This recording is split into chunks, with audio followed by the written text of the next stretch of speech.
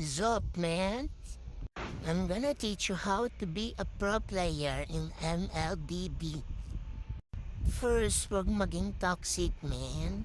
Huwag kang maging trash talker sa laro. Be easy. Chill ka lang.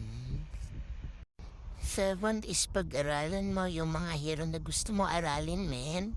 Huwag kang hihinto hanggat hindi mo nag-grind yung hero na yan, man.